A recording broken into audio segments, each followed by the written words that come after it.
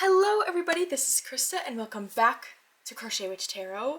And today I'm doing a very fun, very brand new tag put out by Dawn Michelle over at BohoTarot, and that is My Tarot Village. I was so excited when I saw her post this video with the tag. I love doing VRs. I think they're some of my favorite videos to do. So I love when something really new and unique comes out in that realm.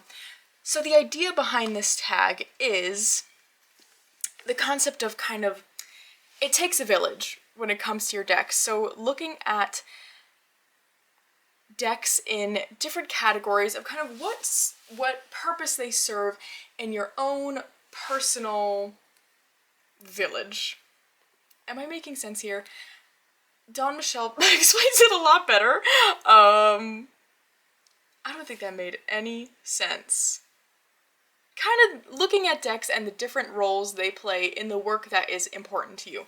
So, Dawn Michelle broke it up into 9 different categories and encouraged VRs, but also encouraged changing around any of the categories if they didn't quite fit with our personal practice. So most of them are the same. I think there's only one that I ended up switching, but I think we should just get right into it. So the first member of my Tarot Village, we're looking at the guide. So these are decks that feel very personal and kind of the ones you can bring out and you know they're going to get you. You know they're going to kind of just guide you in a way that you need. So, of course, my first guide, I should preface this by saying that none of these categories was I able to pick a singular deck. So we've got at least 2 to 3 in each of these categories. So my first guide deck is, of course, the Northern Animal. Surprise, surprise. We won't spend too long on this since I talk about it just constantly. But this is definitely the deck that just feels like it gets me the most. I know when I pull this deck out that I'm going to get a really good, really personal reading. It's going to know exactly what I'm needing, what I need to hear. For me, it's really about these extra kind of oracle cards that come in this deck. I'm pretty sure I can confidently say that I've not done a reading with this deck ever over the past, I don't know, when did this one come out? Almost 3 years ago now? Where I haven't pulled one of these extra oracle cards. I get one every single time. And that's what makes it feel really special to me. Because there isn't something else that can kind of slot in this place. And I also just feel really connected to this particular deck. Very excited for the 3rd edition to come out, I think pretty soon. I did have the 2nd edition, but ended up gifting that one to my friend Rachel so that she could try out all the glory that is Northern Animal, but I am definitely excited to check out the 3rd edition as well. Anyway, that's besides the point. So, this is my first guide deck, the Northern Animal Tarot. My second guide deck is one that actually helped connect me to my own personal spirit guide. And that is the Light Sprite Tarot. It's in a maroon bag. Pretty much because I used a pendulum to ask what color my guide wanted, and maroon was it. So it doesn't match this deck at all. But that's okay.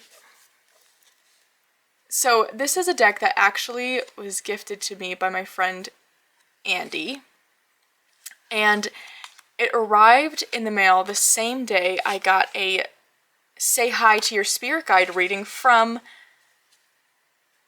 Erin of Little Shop of Light and Love. I will link her Instagram below, which is where you can kind of find her tarot reading bookings. Wow, words are hard today.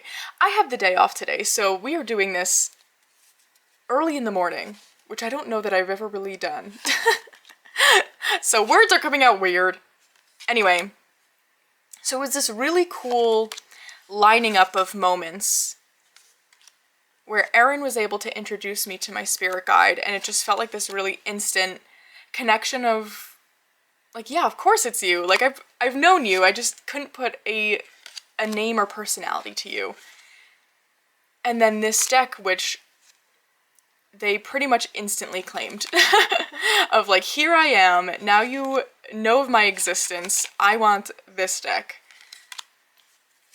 So this is another one I use when I really just want some really, really personal advice. I want to pull out a deck that I know is going to get me, because this is the deck that's really connected to my own spirit guide, who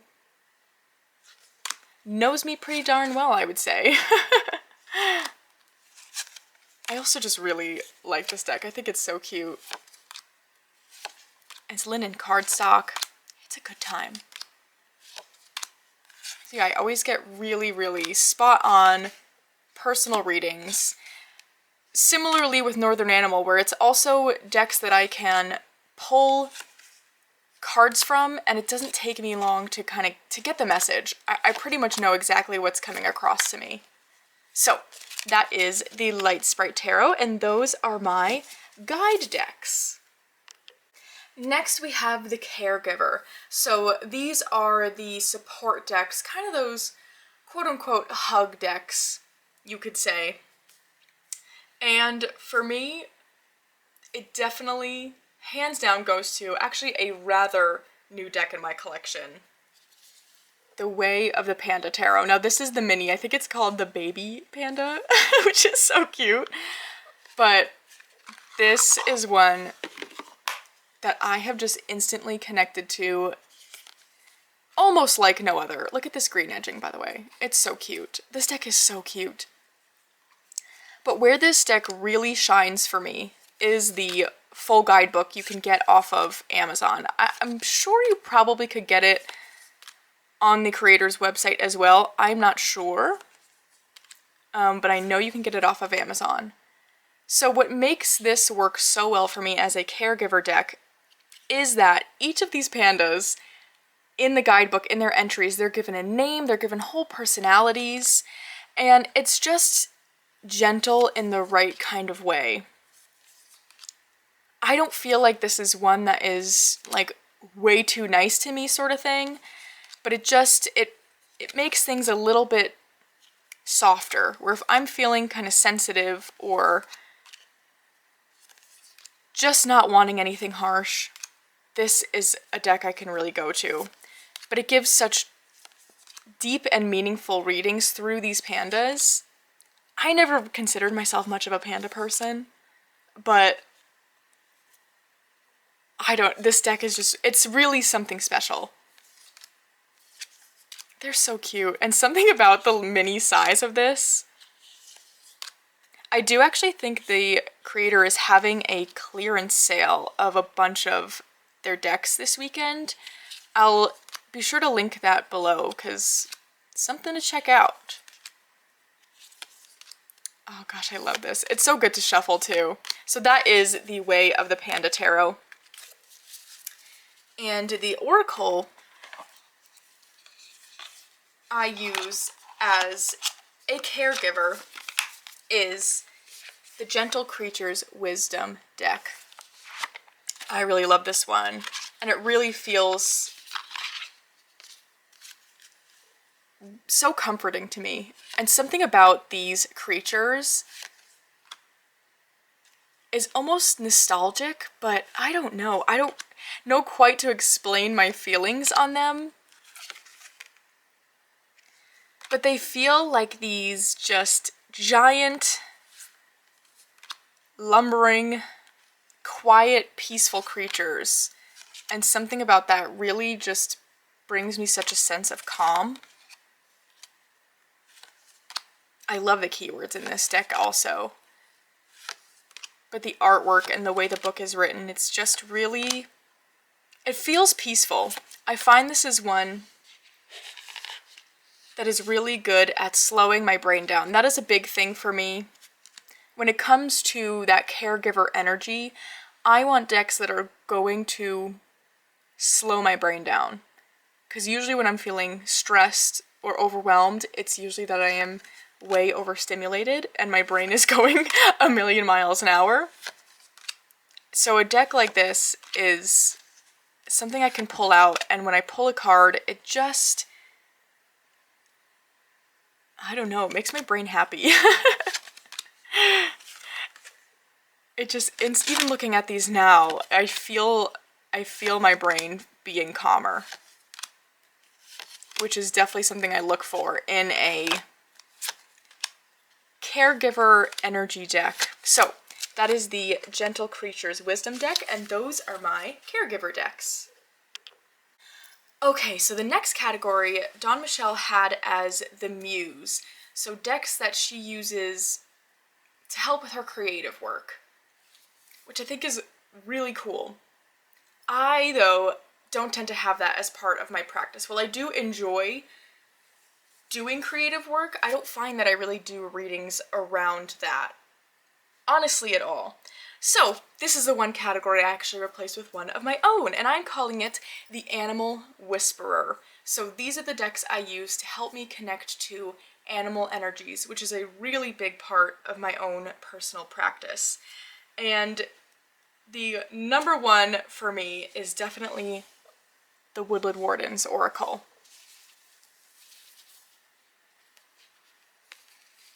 Now this is one I have trimmed,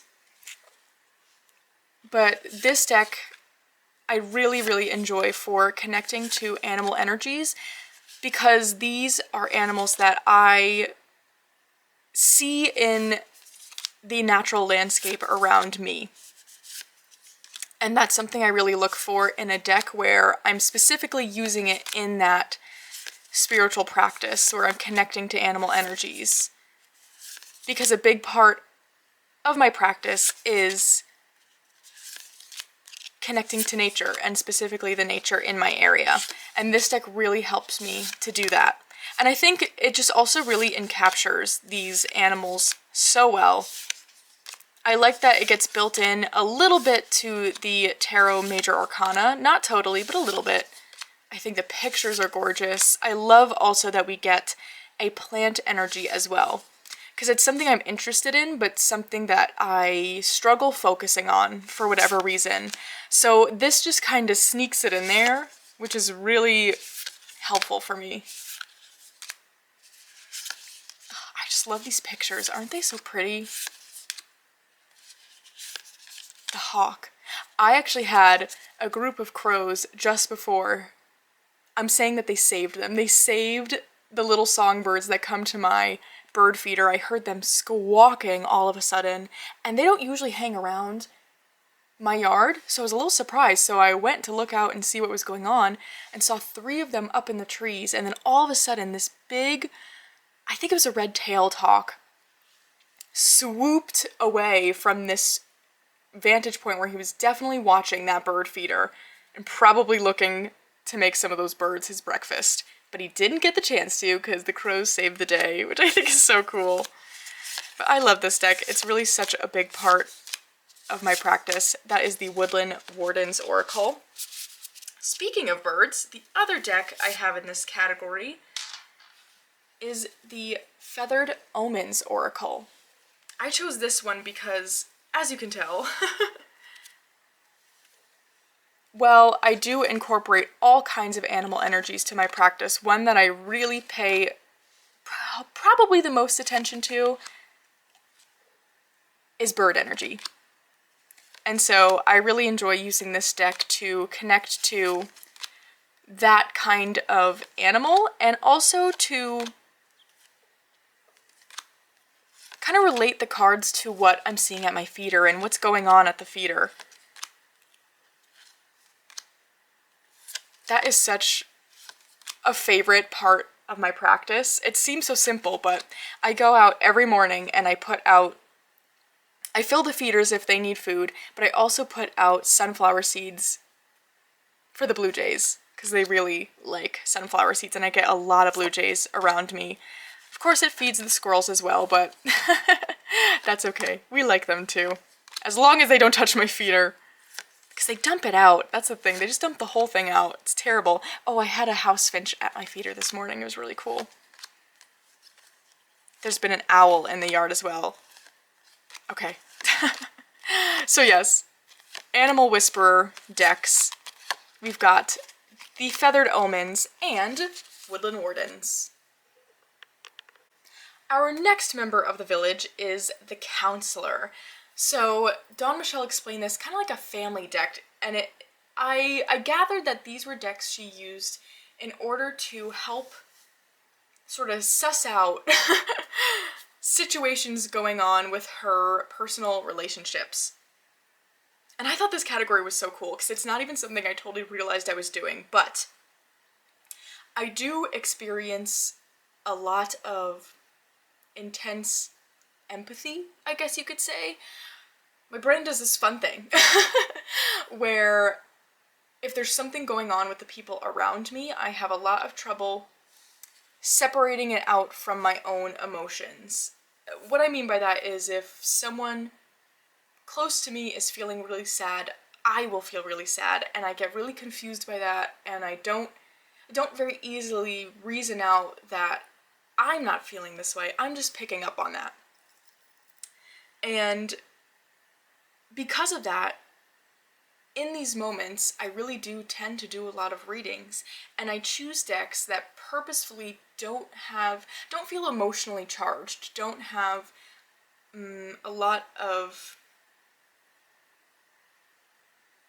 kind of emotion backing the pictures, if that makes sense.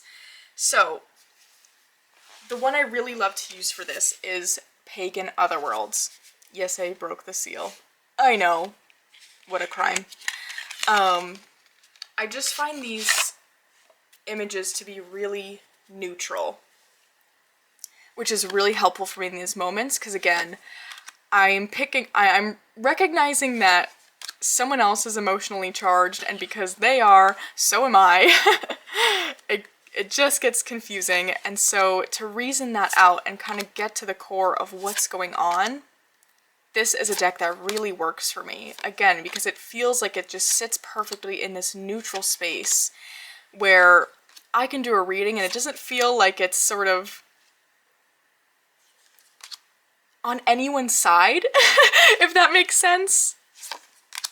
It just feels like it tells it very bluntly how it is in very plain language. So this is one I really enjoy using for that, when I'm trying to just understand what's going on.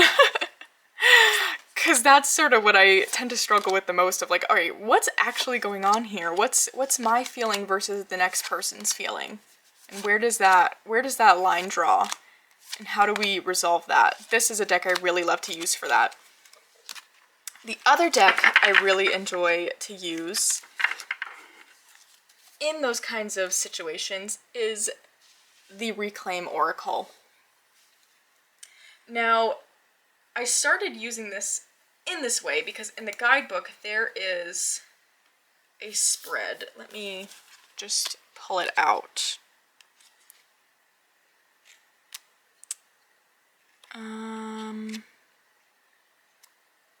What's the one I'm thinking of?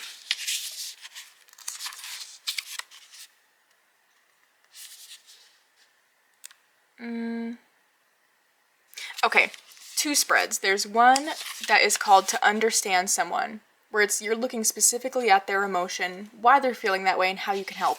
But then there's also To Heal a Conflict.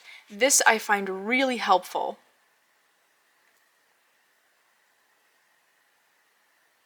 Because it's talking all about how, in those situations, how am I kind of accidentally inserting my own emotion where it doesn't belong?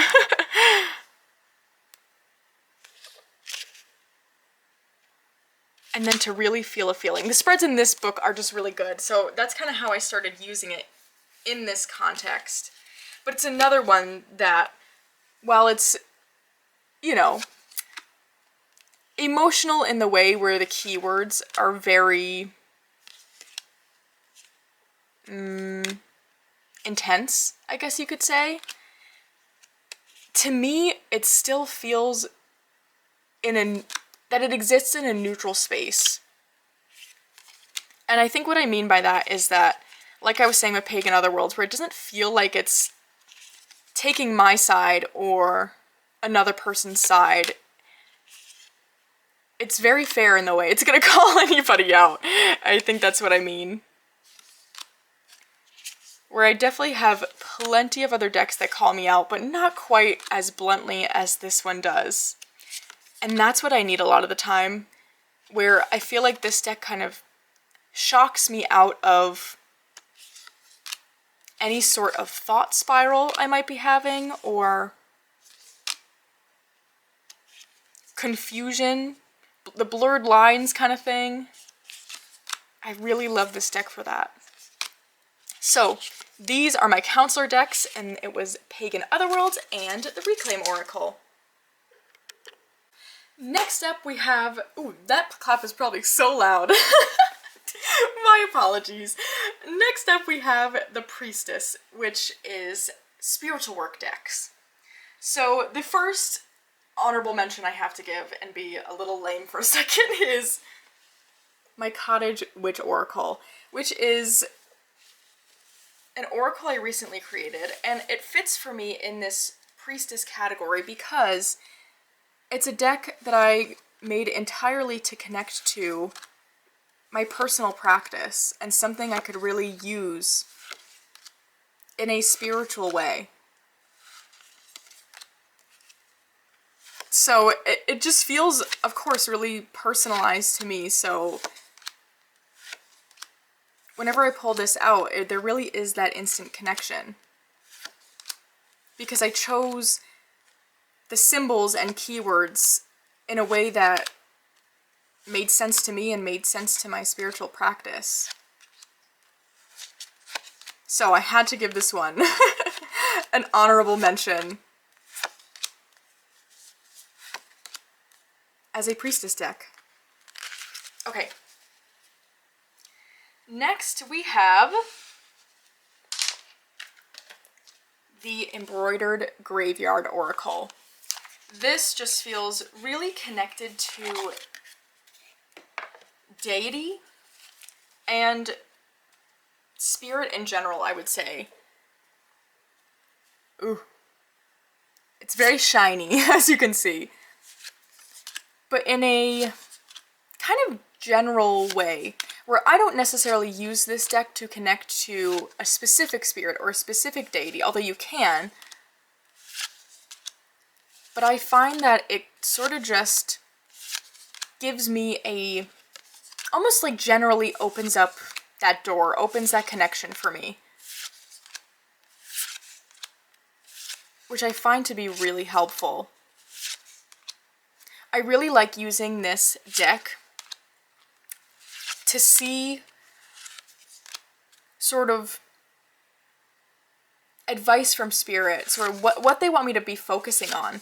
And a lot of the times I'll pull a card from this deck to get a focus, and I can get more specific from there to get an idea of, okay, what spirit or deity is looking to work on this with me? Who am I talking to right now? I find this deck is really, really good for that.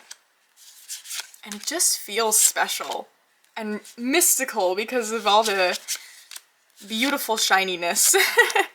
So that is the Embroidered Graveyard Oracle. The next deck I have, of course, has to get mentioned in this category. That is my Herbcrafters Tarot. Now, I say of course because the bulk of what my spiritual practice looks like now stems from this deck, and specifically the work that my friend Andy and I have done with this deck, and branching off of this deck, we started doing a study of this deck of sorts together, where we would do a daily reading, and that has continued. And we don't use this deck every day anymore. Now we bring in others that we kind of are interested in, feels like it needs a more focused look at, but this really sparked a lot of direction for my spiritual path. And I just love how connected to nature it feels, how we do get people in these cards in a way that shows how they are very naturally connecting. And I love all the herbs we get. It's just really a special deck. It's beautiful artwork as well. So that is the Herbcrafters Tarot. And this was we had 4 going in this one. So clearly I've got a lot of decks that I feel like connect in this way, so I had a hard time choosing. But the last one I will mention is the Sacred Rose Tarot. Now this is an odd one for me. I can't say that this is a deck that I love. It's like I love it, but I don't.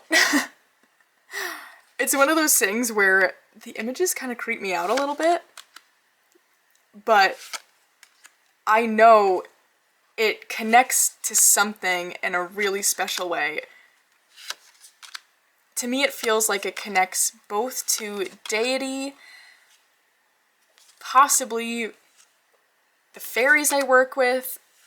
It's just whenever I pull from this deck, it feels like that instant connection. It's like a phone I can pick up that reaches directly to that realm. And so I really end up using this deck quite a lot because I don't feel like I have a tarot that does what this deck does.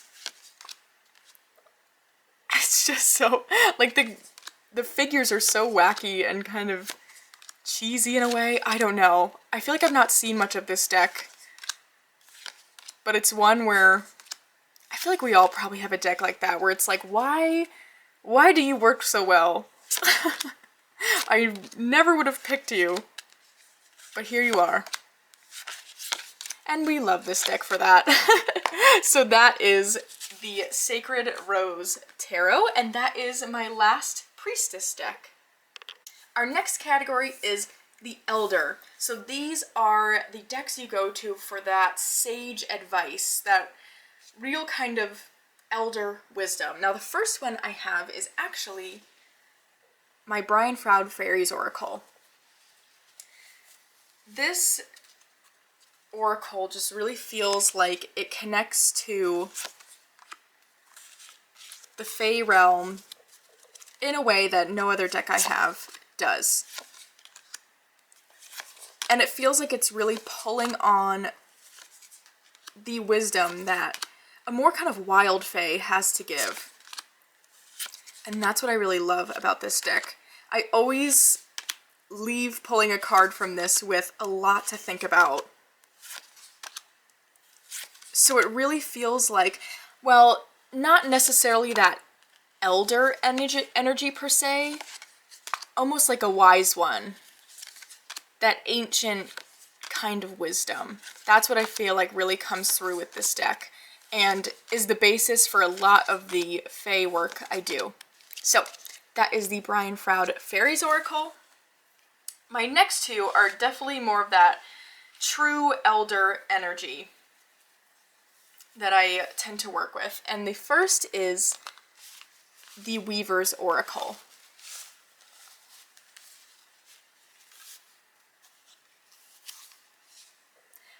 Now, this oracle really connects to that crone kind of energy, and is another one where after you read the guidebook entry, it's a card you can think about for days and weeks. It's a really powerful deck. I find too that the way this one tends to work for me is I read the stories of these different weavers, and it feels like,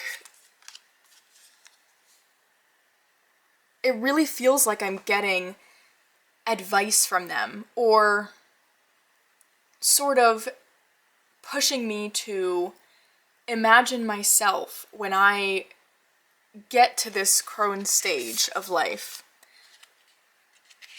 and how I want to be looking back on my younger days, I guess you could say. I don't know if that explains it quite right. But it really feels like you're sitting with these figures and they are telling you stories that offer this really special kind of wisdom that to me feels like a, you know, when you get to my stage, you don't want to be looking back and feeling this way sort of thing. That's kind of what I get from this deck. So that is the Weaver's Oracle. And last but not least, for my Elder decks, we have the Grandmother's Oracle. This is by Kara Simon. Where's the book? Must be, I must have it with my other books. Okay, anyway. And this is her original grandmother deck, which I really love. I love how we have these photos here. For some reason that feels just really connected to that true grandmother energy for me. But I think I also just have a long history with this deck. I've had it for a really long time at this point, and I've used it for a really long time, so I think it's also just the connection I have with it. It really feels, the way that Kara writes the guidebook, it's you get these quotes directly from these grandmothers, and I love the idea of looking at these pieces of nature as if they're grandmothers, as if they are these kind of alive wise ones. I think it's really neat to see it that way. So that is the Grandmother's Oracle, and this one unfortunately is out of print, but what is out now officially is Kara's new version of this deck, the Song of the Grandmothers. So I wanted to give this one a mention as well because you can currently get this deck. And this is not made with photographs, but artwork by Mari in the Sky, who created the Gentle Tarot. And so you get a lot of the same content in this deck, and it's, I mean, it's also just so beautiful, this artwork.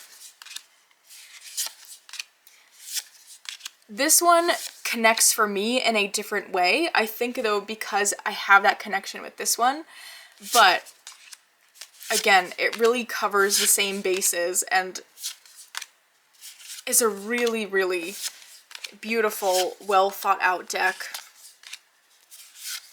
I'm really happy I have this one as well.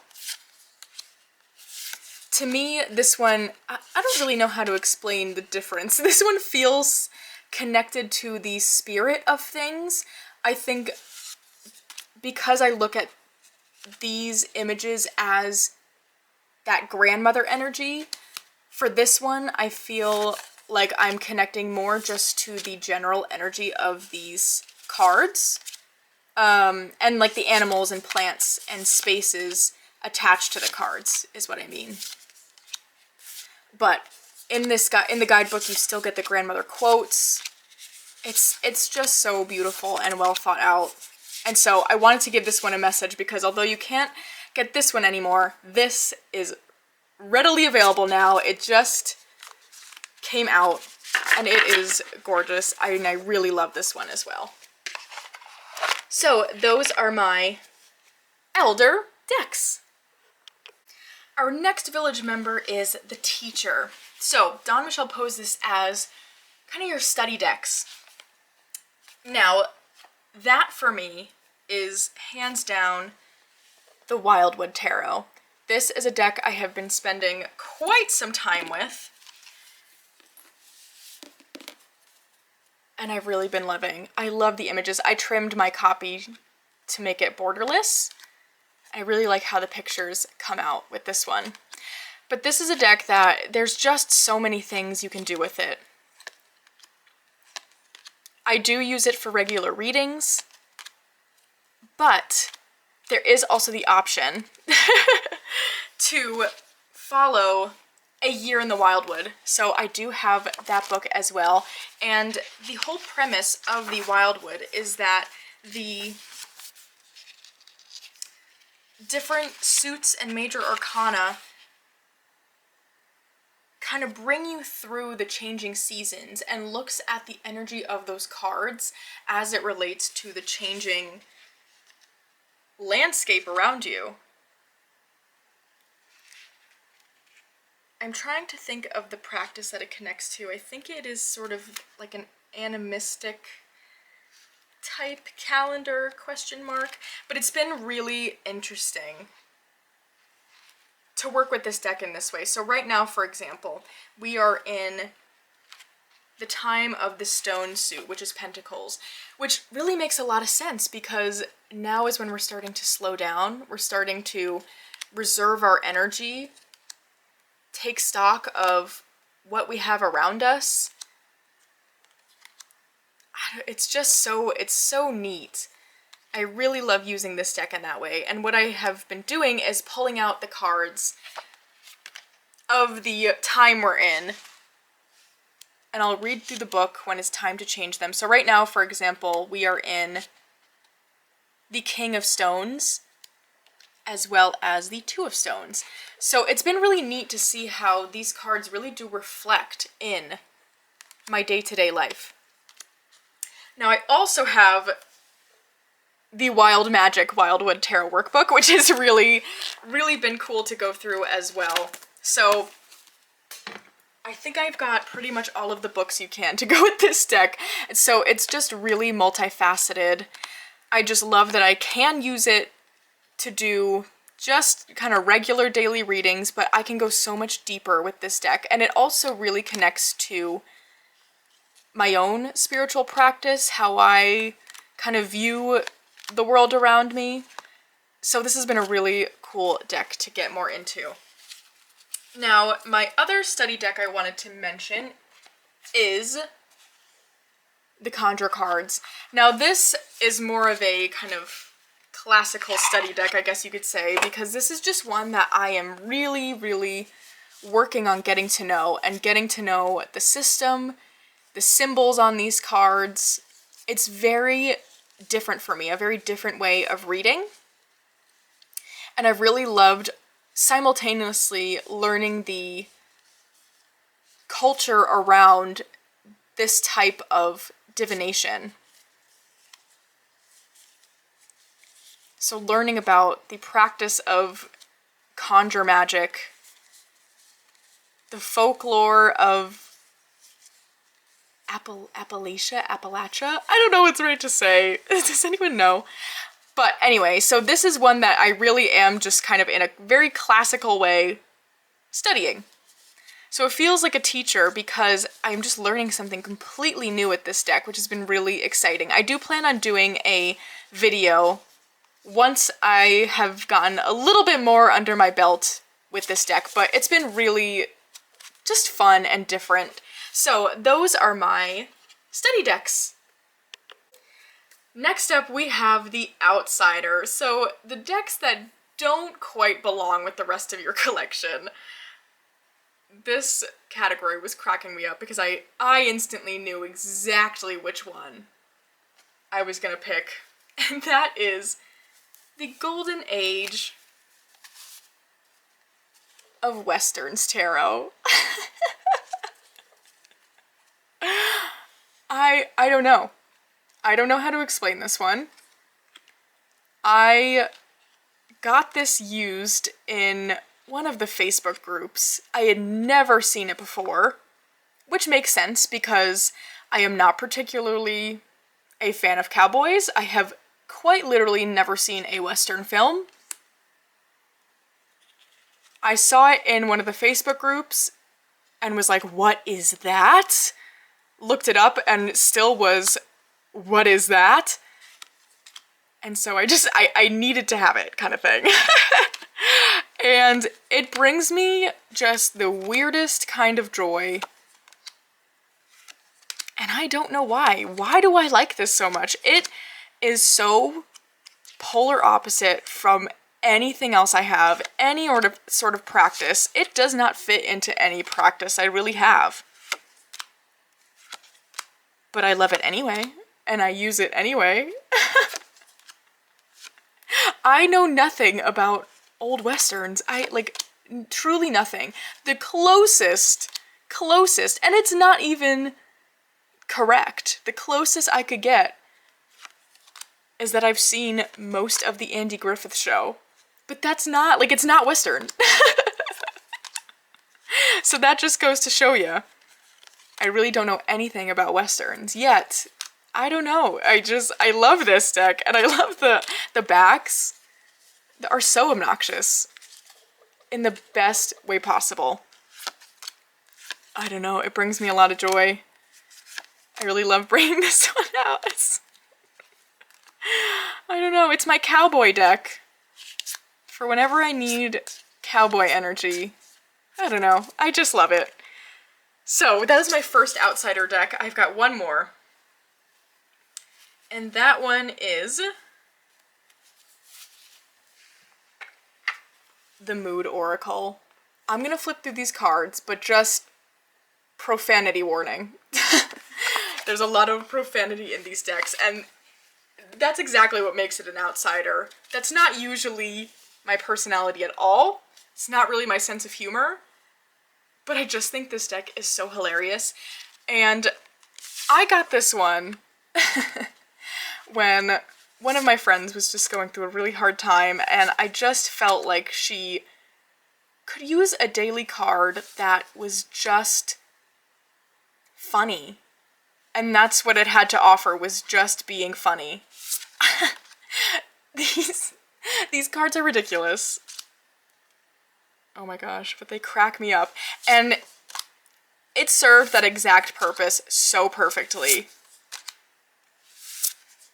And since then, it's just, I can't part with this deck. It's just, when you just want to pull a card, but you're just in a cranky mood, or things are just feeling really down, you don't want any, I mean, don't get me wrong, this gives real advice, but you don't want something that feels like real actionable advice, I guess you could say. You just want to hear something that's going to make you laugh and kind of lift you up. I mean, oh my gosh. So ridiculous. This wouldn't pair with anything in my collection. I wouldn't use it really in any sort of reading. It's like a single card draw that is just funny. It's a fun one to bring out with friends. It's just fun, and is not something I ever thought I would own, but it really just fit the bill for that for that time, and now that I have it, we're just gonna let it exist here. That is the Mood Oracle, and my last outsider deck. Alright, last but certainly not least, we have the Stranger. So these are decks that are new to your collection, or maybe you've just not gotten to fully get to know yet, but you kind of have that inkling that it's gonna be a member of your village in some fashion or other. Now for me, those are, where did I put, oh, they're there.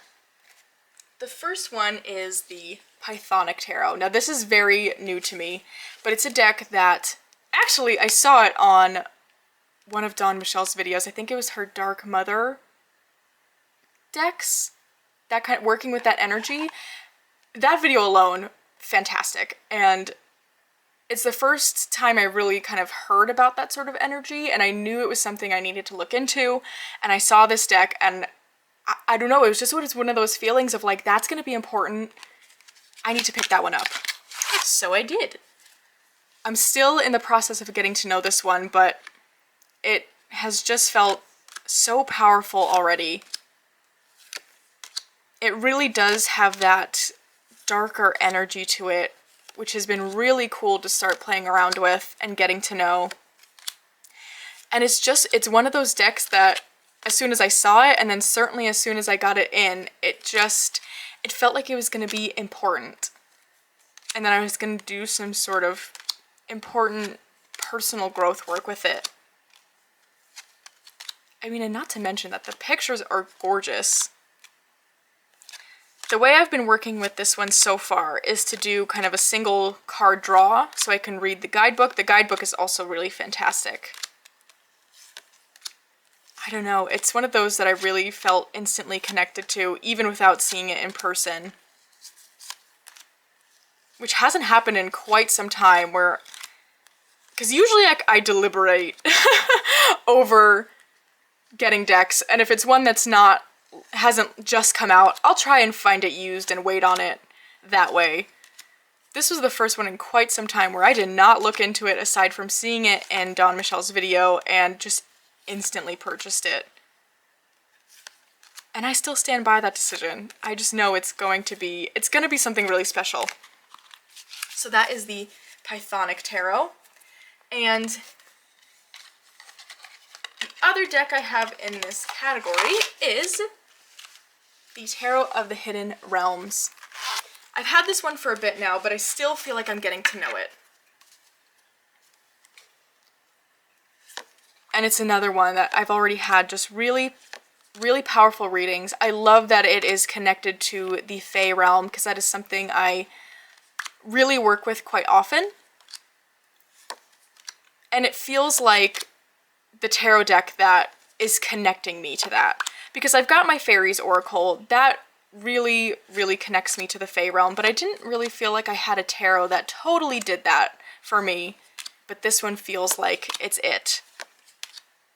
And it's another one where right now I've been doing single card draws and really just getting into the guidebook and getting to know these characters and the cards and the ideas behind them. The Three of Swords is just, it's so amazing in this deck. The guidebook, what it has to say is so different, the way it's described. I've really been loving to get to know this deck, and I know it's going to have some sort of special spot in my tarot village. So that is the Tarot of the Hidden Realms. And that is my last village member I have to show. So I hope you all enjoyed this video.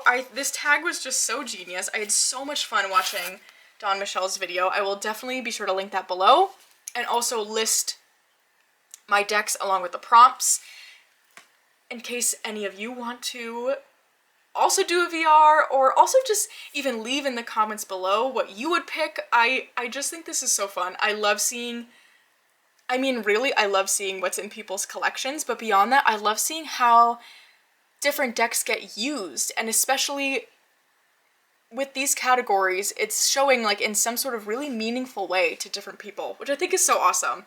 But other than that, I think that's all I have to say for today. And I hope you are all having a wonderful end to your week.